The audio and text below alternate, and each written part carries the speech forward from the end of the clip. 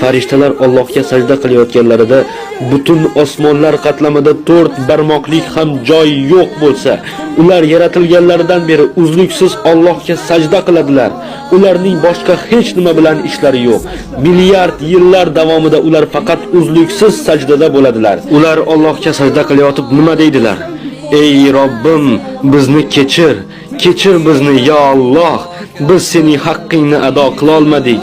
Biz senga buyurganingdek ibodatda bo'la olmadik.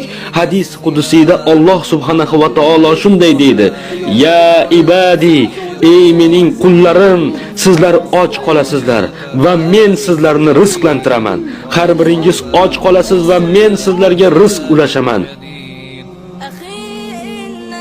Ovqat sotib olib men o'zimni o'zim to'ydiryapman deb o'ylayapsanmi? Sen xato qilyapsan. Allah seni rizqlantirdi. Allah